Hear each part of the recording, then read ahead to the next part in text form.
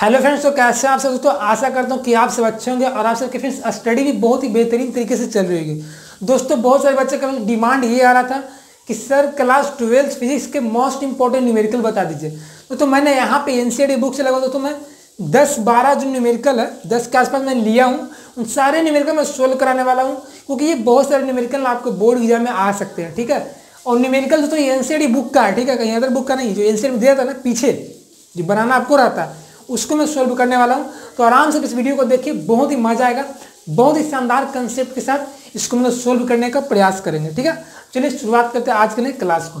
देखिए, पहले पढ़िए आप लोग सवाल नंबर फर्स्ट को क्या कहता है। ठीक है, देखिए तो मैं एक बता दूं आपको, आप जब भी न्यूमेरिकल बनाने का प्रयास करिए ना, तो आप एनसीईआरटी बुक का बनाने का करिए। कोई जितने भी बुक है ना उस सबको छोड़ दीजिए। ओके, तो आप एनसीईआरटी बुक का न्यूमेरिकल बनाते हैं ना, तो इन फ्यूचर में आप कहीं भी एग्जाम देने जाइएगा, आईआईटी, जेईई मेंस, नीट वगैरह का, तो वहाँ पे आपको बहुत ही फायदेमंद होने वाला है। ठीक है, क्योंकि सब सवाल अच्छे होते हैं एनसीईआरटी बुक के, इसलिए मैं इस पर ज़्यादा फोकस करता हूँ। ठीक है, सवाल को पढ़िए क्या कहता है। पहला सवाल क्या बोलता है, किसी हीटिंग एलिमेंट के कमरे का ताप 270 डिग्री सेल्सियस है। इसमें मतलब प्रतिरोध कितना है आपका, 100 ओम है। तो जब प्रतिरोध 117 ओम पाया गया, तब एलिमेंट का तापमान कितना होगा। मतलब किसी एलिमेंट का जो है ना 270 डिग्री सेल्सियस पे उसका रेसिस्टेंस प्रतिरोध 100 ओम है। यदि उस एलिमेंट का प्रतिरोध कितना आपका 117 ओम है, तो उस एलिमेंट का तापमान यानी कि टेम्परेचर कितना होगा।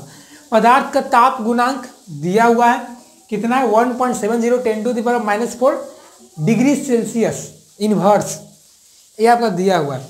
तो मैंने आपको हर बार बताता हूँ कि न्यूमेरिकल को बनाने वक्त ना आपको सबसे पहला चीज़ करना चाहिए कि क्वेश्चन को समझ करके आपको पता लग जाना चाहिए कि क्वेश्चन में किसका वैल्यू दिया हुआ है। आपको पता नहीं चल रहा है कि ताप गुणांक का वैल्यू क्या है, इसको क्या करते हैं, ये क्या है, ये क्या है, तो आपको कैसे माइंड में फार्मूला आएगा। फार्मूला कब आता है, भौतिक राशि को पहचान करके, है ना। तो ये आपको पहला स्टेप आना चाहिए। ठीक है, तो सॉल्यूशन करते हैं। सबसे पहले हम लोग सबसे पहले क्या, हीटिंग एलिमेंट का कमरे का ताप टेम्परेचर। तो ये टेम्परेचर पहले है ना, सबसे पहले टेम्परेचर है, तो इसको T1 मान लेते हो। T1 बराबर कितना हो जाएगा आपका 270 डिग्री सेल्सियस। और तो T1 टेम्परेचर पे दोस्तों ना आपका प्रतिरोध कितना दिया हुआ है, 100 ओम दिया हुआ है। तो यहाँ से R1 बराबर लिख सकते हैं 100 ओम, और ओम का सिंबल इसे होता है। क्या बोल रहा है कि यदि जब प्रतिरोध 117 पाया गया है, तो एलिमेंट का तापमान कितना होगा। यानी कि दोस्तों आपका T2 जो है, T2 बराबर वाट दिया हुआ है। तो T2 बराबर मुझे पता नहीं है, यहाँ पे लिख देते हैं वाट। और देखिए R2 मुझे पता है, R2 कितना है आपका 117 ओम है। और ये क्या दिया हुआ, ये तो अल्फा का मान दिया हुआ है। ताप गुणांक हम लोग अल्फा से डिनोट करते हैं। तो 1.70 × 10⁻⁴ डिग्री सेल्सियस। आप सबको दोस्तों पता होगा दोस्तों कि एक फार्मूला होता है R2 बराबर R1 × 1 + अल्फा डेल्टा टी। ये फार्मूला पढ़े फार्मूला मैं पढ़ा था आपको। R2 बराबर R1 × 1 + अल्फा डेल्टा टी होता है ना। देखिए, तो यहाँ से दोस्तों इसको R1 को यहाँ भेजिएगा तो क्या निकल के आ जाएगा, R2 बटा R1 हो जाएगा। यहाँ क्या बचेगा 1 + अल्फा डेल्टा टी। ये इधर आएगा तो क्या हो जाएगा बताइए, तो R2 - R1 बटा में R1 बराबर अल्फा डेल्टा टी। आपको टेम्परेचर का मान चाहिए ना, तो हमको तो यहाँ चाहिए टेम्परेचर, तो डेल्टा टी चाहिए। तो फार्मूला क्या हो जाएगा बताइए, तो R2 - R1 बटा R1 अल्फा हो जाएगा। ठीक है, और डेल्टा टी को क्या लिख सकते हैं बताइए आप लोग, T2 - T1, टेम्परेचर में परिवर्तन। तो R2 का वैल्यू कितना दिया हुआ है आपका 117, R1 का कितना 100 है, R1 का कितना है आपका 100 है, अल्फा का वैल्यू कितना है 1.70 × 10⁻⁴ हो जाएगा। तो डेल्टा टी कितना निकल के आ जाएगा, 117 में से 100 हो जाएगा, कितना बचेगा 17 बचेगा। और यहाँ कितना दोस्तों आपका 100 है, और यहाँ कितना 1.7 है। तो दोस्तों ये देखिए, ये दोस्तों दशमलव हटाइएगा दोस्तों ना, तो वो आपका क्या हो जाएगा, कैंसिल हो जाएगा। ठीक है, तो यहाँ से दोस्तों आपका ना ऐसे छोड़िए, मैं ऐसे ही लिख देता हूँ, आपको भी दिक्कत हो जाएगा। ये दशमलव हटेगा दोस्तों 2 गो, तो ये ऊपर चला जाएगा तो 100 हो जाएगा। और दोस्तों 10 से -4 ऊपर जाएगा तो क्या हो जाएगा, ये आपका प्लस में 10 के पावर 4 हो जाएगा। समझे, देखिए 1.70 था ना, तो दशमलव मैंने हटाया तो 2 नंबर है ना, तो 2 नंबर के बाद दशमलव आया मतलब 100 है, तो 100 ऊपर चला जाएगा। और ये जैसे -4 हो जाएगा तो ये प्लस में हो जाएगा। अब देखिए 100 से 100 कैंसिल हो जाएगा, ये दोस्तों 17 से कटेगा 170 10 बार में, और ये कट जाएगा तो क्या आ जाएगा, 3 हो जाएगा ना। तो क्या बचेगा, डेल्टा टी बराबर 10 के पावर 3 मतलब कितना हो जाएगा, 1000 डिग्री सेल्सियस। आप सबको पता है कि टी डेल्टा टी का मतलब क्या होता है, तापमान में परिवर्तन, मतलब बाद वाला माइनस पहले वाला, मतलब T2 - T1 बराबर कितना हो गया, 1000 डिग्री सेल्सियस। तो T2 हमको क्या है, हमको निकालना है, हमको निकालना है T2, तो T2 बराबर क्या हो जाएगा, 1000 प्लस T1 हो जाएगा। तो 1000 प्लस T1, T1 का वैल्यू कितना है बताइए तो, T1 का वैल्यू कितना आपका 270 है, तो ऐड कर दीजिए, तो T2 का वैल्यू कितना आ जाएगा 1270 डिग्री सेल्सियस। तो ये आपका आंसर आ जाएगा। आपको यदि एनसीईआरटी बुक रखे हैं पास में तो मिलाइएगा, इतना आंसर होगा, है ना। देखिए इसलिए आपका ये सवाल बन गया। ये सवाल किसका था, एनसीईआरटी बुक का था। ठीक है, तो मुझे आपसे नहीं होता तो टेंशन मत लीजिए कि मुझसे एनसीईआरटी बुक का क्वेश्चन सोल्व नहीं होता, मैं आपको सारा क्वेश्चन करा दूंगा। इसके पहले वाला जो चैप्टर है ना इलेक्ट्रोस्टैटिक्स का, मैं पूरा करा चुका हूँ। ठीक है, तो टेंशन लेना है नहीं। ठीक है, don't be fear because I am here. तो इसको आप नोट कर लीजिए दोस्तों, बहुत आसान सवाल है। और सवाल आपको बोर्ड एग्जाम में दोस्तों नए सवाल आपको ना 5 नंबर में आते हैं, 3 नंबर में आते हैं।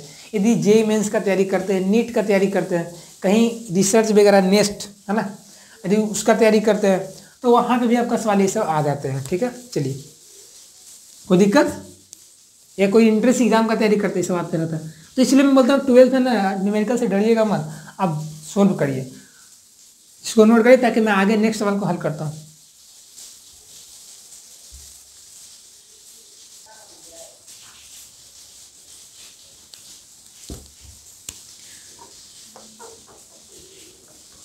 चलिए फिर हम लोग इसको पढ़ते हैं, क्या कहते हैं ये सवाल का तो एनसीईआरटी बुक में दिया हुआ है।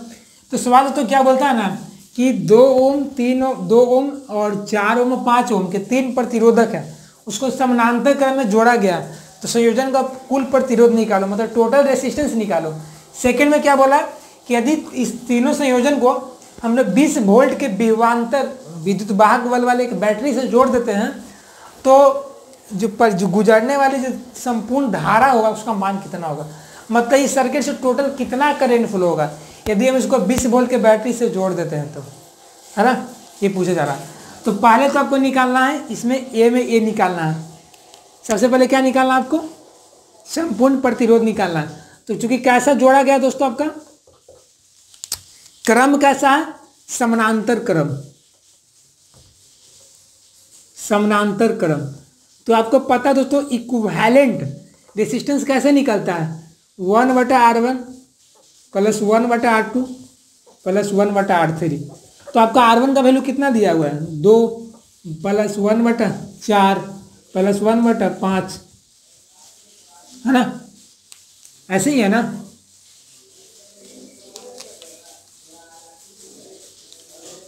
देखिए तो दोस्तों यहाँ से दोस्तों कैसे निकल जाएगा बताइए तो, इस सबको दोस्तों जोड़िए तो अब कितना आ जाएगा बताइए तो 4 5 5 के एलसीएम कितना आ जाएगा, 10 10 20 हो जाएगा ना। तो 20 एलसीएम लीजिए, तो 2 से कटिएगा 20 कितना 10 बार में, तो 10 हो जाएगा, प्लस 4 से कटेगा 5 बार में, 5 से कटेगा 4 बार में, मतलब 19/20 आ जाएगा। ये किसका मान आया, 1/R का मान आया। हमको क्या निकालना है, R इक्विवेलेंट निकालना है। तो ये क्या उल्टा हो जाएगा, मतलब क्या आ जाएगा आपका, ये 20/19 ओम निकल के आ जाएगा। ये आपका फाइनली आंसर हो गया। ये तो पहला का आंसर हो गया। अब हमको क्या निकालना है, बी का निकालना है।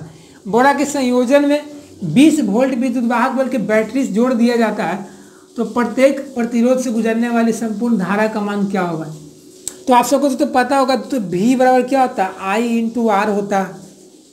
देखिए चूंकि दोस्तों क्या है ना आपको दोस्तों समानांतर क्रम में है ना, तो आपका देखिए दोस्तों बोला टोटल धारा निकालने के लिए बोला है। यदि दोस्तों बोलता है ना 2 ओम, 4 ओम, 5 ओम से है, तो आप सबका अलग अलग निकाल लेते हैं, लेकिन टोटल बोला है तो टोटल तो आपका आई ही होगा। तो आई बराबर फॉर्मूला क्या हो जाएगा, भी बटा आर। भी कितना आपका 20 वोल्ट, आर कितना निकाले हैं 20 बटा 19, ये ऊपर जाएगा तो क्या हो जाएगा 19 गुना 20 बटा 20, ये कैंसिल हो जाएगा, क्या आ जाएगा आपका 19 एम्पियर आ जाएगा। आंसर हो गया। ठीक है, तो अरे तो आपको बोलता है कि 2 ओम से निकालो तो क्या कर देते हैं, भी बटा 2 मतलब कितना 20 बटा 2। यदि बोलता है 4 ओम से निकालो कितना करंट फ्लो होगा, तो 20 बटा 4। फिर बोलता है कि 5 ओम से कितना करंट निकलेगा, तो हो जाता है, जिससे मैं निकाल ही देता हूँ। देखिए आई 2 ओम तो कितना आ जाता है 20 बटा 2 10 एम्पियर। आई 4 ओम कितना हो जाता 20 बटा 4 कितना हो जाएगा 5 एम्पियर।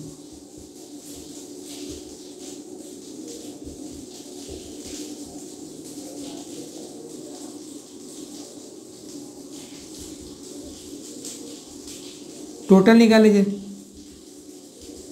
तो आप ऐसे भी दोस्तों कर सकते हैं एज यू लाइक, तो इससे भी आपका आंसर 19 ही आएगा, इससे भी 19 ही आएगा, तो कोई दिक्कत नहीं है। यदि क्वेश्चन में बोल रहा है इससे निकालो तो निकालना है, यदि टोटल बोल देगा तो कुछ नहीं करना है, बस डिवाइड कर देना है वोल्टेज में, किससे, टोटल रेसिस्टेंस में, तो आपका आंसर हो जाएगा। इसको तो आप नोट कर लीजिए ताकि मैं आगे नेक्स्ट सवाल को बताता हूँ।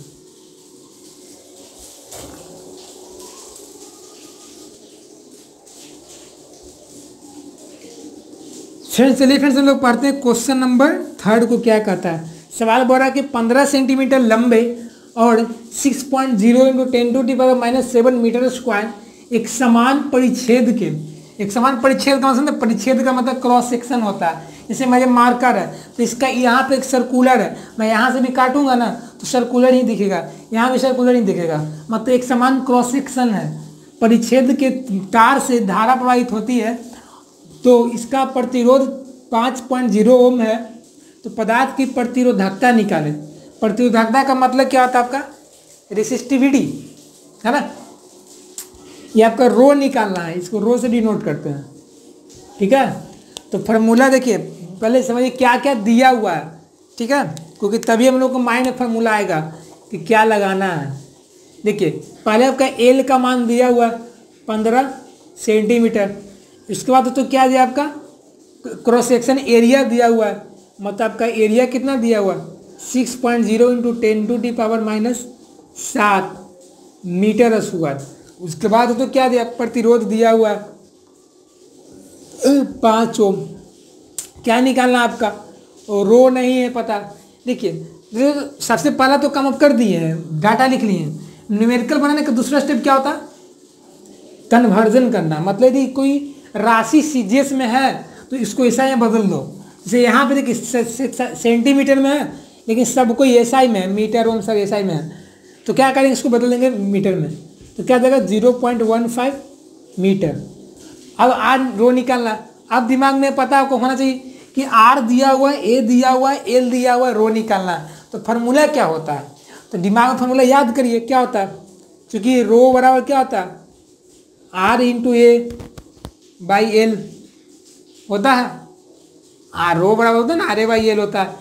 आर बराबर फार्मूला आप लोग पढ़े होंगे, देखिए आप लोग फार्मूला ये पढ़े होंगे रो एल बाई ए, हमको निकालना तो है नहीं यार, हमको रो निकालना, तो आर ए बाई एल हो जाएगा। अब यहाँ से निकाल लीजिए, आर का वैल्यू कितना है 5.0, ए का वैल्यू कितना है 6.0 इंटू 10⁻⁷, एल का वैल्यू कितना है 0.15 कर दीजिए। ये 5 से कटेगा, देखिए पॉइंट के बाद तो 0 का वैल्यू को होता नहीं है, मतलब ये मानिए कि 5 ही है, ठीक है, मैं 5 ही मान लेता हूँ। तो यहाँ से कटेगा तो कितना बार में कटेगा, कितना बार में कटेगा 0.03 बार में कटेगा, ठीक है। और 3 से तो ये भी मान लीजिए पॉइंट के बाद वैल्यू होता है, तो ये मान लीजिए 6 ही है दिया हुआ, ठीक है। तो 6 गुना कटेगा कितना बार में कटेगा, ये कटेगा 2 बार में कटेगा, तो सब कुछ तो कट ही गया। ये बट्टा में क्या हो जाएगा 0.00 ऊपर जाएगा, कितना जाएगा ये 100 बन जाएगा ऊपर, तो ऊपर कितना हो जाएगा 200 गुना 10⁻⁷ तो रो बराबर कितना हो जाएगा 2 गुना 10 के पावर माइनस में 5। ये क्या आ जाएगा ओम मीटर में आ जाएगा, ओम मीटर, क्योंकि तो रो का यूनिट क्या होता है ओम मीटर होता है। तो दोस्तों न्यूमेरिकल बनाने वक्त एक बात याद रखिएगा, सारा स्टेप तो करना ही करना है, लास्ट में क्या करना है आपका यूनिट का ध्यान रखना कि यूनिट किस यूनिट में आएगा। क्योंकि बच्चे क्या करते हैं ना, कभी कभी लास्ट में सब कुछ बनाते सही लेकिन यूनिट गलती कर जाते हैं, जिनसे क्या होता है उनका फुल मार्क्स नहीं मिल पाता है। तो ऐसा आपके साथ नहीं होना चाहिए, ठीक है, कोई दिक्कत। चलिए दोस्तों हम लोग आगे सवाल को हल करते हैं, चौथा नंबर को नोट करिए इसको। तो चलिए फ्रेंड्स हम लोग देखिए जो बाकी बचे हुए सवाल है जो उसको भी क्लियर करते हैं, ठीक है। ये भी सवाल है फ्रेंड्स आपके एनसीईआरटी बुक में दिया हुआ है बनाने के लिए आपको एक्सरसाइज में, उसको हम लोग सोल्व करते हैं। बहुत अच्छा सवाल एग्जाम में बहुत बार आता है, कभी कोई ऑब्जेक्टिव टाइप का भी दे देता है, कभी कभी सब्जेक्टिव में दे देता है पार्ट वाइज वर्क करके, ठीक है। तो बनाते हैं इसको। सवाल नंबर पहले चौथा नंबर क्या कहता है, चौथा नंबर सवाल तो बोल रहा है आपका कि 100 फेरा मतलब 100 क्वाइल, फेरा का मतलब क्वाइल होता है, क्या एक वृत्ताकार कुंडली है मतलब सर्कुलर एक कुंडली है, सिर्फ फेरों का त्रिज्या 8.0 सेंटीमीटर दिया हुआ है, प्रवाही धारा का मान 0.45 आपका 40 एम्पियर दिया हुआ है। तो केंद्र पर चुंबकीय क्षेत्र का मान बोल रहा है आपका, केंद्र मतलब सेंटर पे बोल रहा है, ठीक है समझे। देखिए आपका 100 नंबर ऑफ क्वाइल का एक कुंडली है, ठीक है, जिसमें दोस्तों क्या दिया उसका त्रिज्या दिया हुआ 8 सेंटीमीटर और उससे 0.4 एम्पियर का करंट फ्लो हो रहा है। तो बोल रहा है कि कुंडली के सेंटर पे कितना मैग्नेटिक फील्ड डेवलप होगा बताओ। तो हो जाएगा। देखिए चौथा नंबर, देखिए तो जब हम लोग एक आपको डेरिवेशन कराया था, तो डेरिवेशन हम लोग क्या करते हैं कि जब भी कोई एक एन फेरा वाला वृत्ताकार कुंडली होता है तो उसके सेंटर पे कितना डेवलप होता है चुंबकीय क्षेत्र, उसका एक व्यंजक प्राप्त होता है ना, व्यंजक यानी डेरिवेशन प्राप्त होता है। तो फॉर्मूला याद होगा, बी बराबर क्या होता है आपका म्यू नॉट इंटू क्या होता है आपका एन आई होता है ना बाय 2a होता है।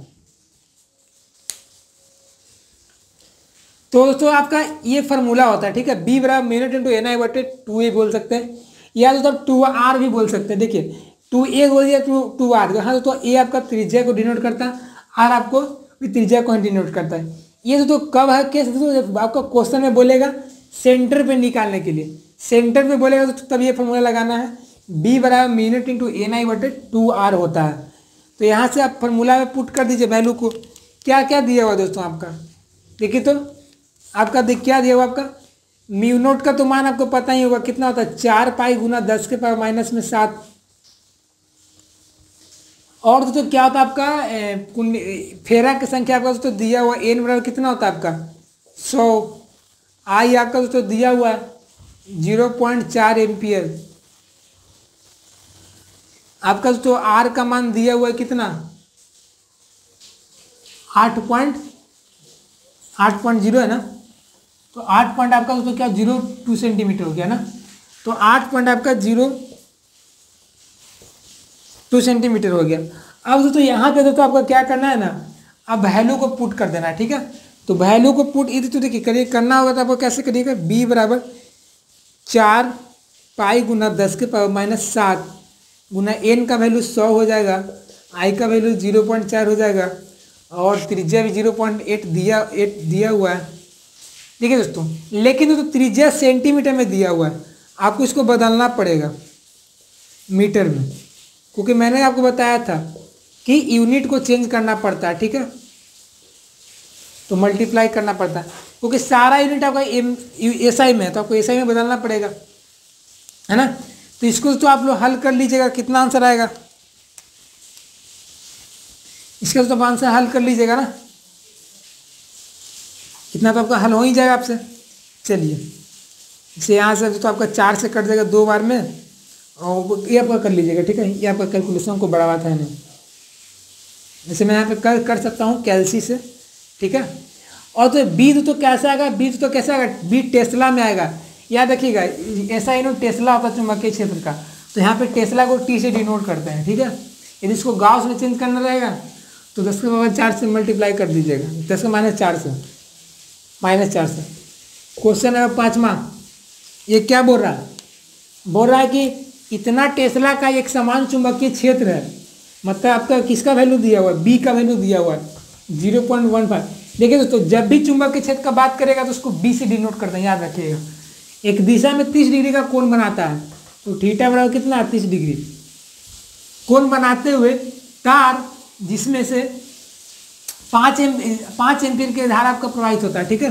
तो उससे आपका क्या है, प्रति इकाई लंबाई चुंबकीय क्षेत्र का मान निकालना है। भाई देखिए, इसमें एक सवाल को समझिए पहले क्या कहता है कि एक समान चुंबकीय क्षेत्र है, मतलब ऐसे ऐसे, उसके साथ में एक चुंबक है, मतलब वो ऐसे एक चुंबक रखा हुआ है, इसका नॉर्थ इसका साउथ, वो क्या ना 30 डिग्री एंगल बनाता है। ये क्वेश्चन समझना पड़ेगा भाई, तभी बनेगा आपसे। 30 डिग्री का एंगल बनाता है, और जो चुंबक से कितना करंट फ्लो होता है, सॉरी 8 एम्पीयर था ना, 5, तो ये आपका कितना 8 एम्पीयर का करंट फ्लो हो रहा है। तो इससे करंट फ्लो हो रहा है दोस्तों, तो बोल रहा है कि प्रति इकाई लंबाई पर चुंबकीय क्षेत्र का परिमाण कितना होगा, मतलब प्रति इकाई लंबाई पे पूछ रहा है, ठीक है। ये जो बी जो है ना दोस्तों आपका, क्या आपका प्रति इकाई लंबाई पे पूछ रहा है, तो बन जाएगा, देखिए फॉर्मूला दोस्तों क्या हो जाएगा आपका,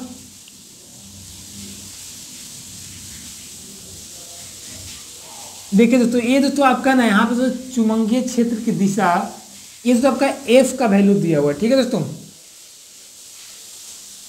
नहीं तो ये आपका बी का ही वैल्यू दिया हुआ है, ठीक है। तो दोस्तों आपसे प्रश्न क्या पूछ रहा है,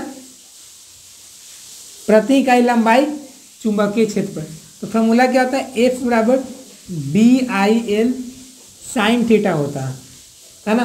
तो आपसे पूछ रहा है F/L का मान पूछ रहा है, ठीक है। तो बी का वैल्यू दिया हुआ है 0.15, आई का वैल्यू दिया हुआ है 8, है ना। एल तो चला ही गया नीचे, बचा साइन थीटा, तो साइन 30 का मान रख दीजिए, कितना आ जाएगा, साइन 30 का मान कितना होता है, 1/2 होता है, तो कितना आ जाएगा, 4 आ गया, तो 4 से करिएगा तो कितना हो जाएगा, 15 चौके 60 आ जाएगा, तो 0.6 हो जाएगा, है ना, न्यूटन पर मीटर हो जाएगा, ठीक है। तो एफ जो चुंबकीय बल है, ठीक है दोस्तों, तो यहाँ देखो तो एक गलती हुआ है, ठीक है, चुंबकीय बल होना चाहिए, चुंबकीय बल जो होता है ना दोस्तों का परिमाण निकालना है, तो यहाँ पे क्या आ जाएगा आपका, न्यूटन पर मीटर आ जाएगा। चलिए आगे बढ़ते हैं, क्वेश्चन नंबर 6 को सोल्व करते हैं।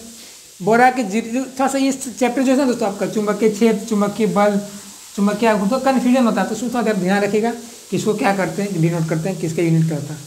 ये 0.25 टेस्ला दिया हुआ का एक समान बाहरी चुंबकीय क्षेत्र के साथ एक छोटा छड़ चुंबक को 30 डिग्री के कोण से रखते हुए रखा जाता है, तो 4.5 × 10⁻² जूल का बल आघूर्ण का अनुभव करता है। तो चुंबकीय आघूर्ण का मान निकालना है, चुंबकीय आघूर्ण का मान निकालना है, मतलब किसका मान निकालना है आपका, यहाँ दोस्तों किसका मान निकालना है आपका, एम का मान निकालना है, ठीक है। देखिए दोस्तों, एक फॉर्मूला होता है क्या आपका, टाउ दिया हुआ है, टाउ कितना दिया हुआ है आपका, 4.5 × 10⁻²। आपका क्या दिया हुआ आपका, बी का मान दिया हुआ 0.25, थीटा दिया हुआ 30 डिग्री। एक फॉर्मूला पढ़े हैं, टाउ बराबर MB साइन थीटा, पढ़े हैं, टाउ बराबर MB साइन थीटा। तो यहाँ से हमको क्या निकालना है मान, हमको निकालना चुंबकीय आघूर्ण, आघूर्ण का मतलब एम होता है, तो एम का मान निकालना, तो एम बराबर क्या हो जाएगा, टाउ बटा बी साइन थीटा हो जाएगा। टाउ का वैल्यू कितना है, 4.5 × 10⁻² जूल हो गया। बी का वैल्यू कितना है, 0.25, और साइन 30 का मान कितना होता है, 1/2 होता है, साइन 30 का 1/2 होता है ना। तो इसको हल कर लीजिए, कितना आ जाएगा, ये ऊपर जाएगा तो कितना बन जाएगा, 9 हो जाएगा, 10⁻², नीचे कितना हो जाएगा आपका, 0.25 हो जाएगा ना, 0.25 ही रहेगा।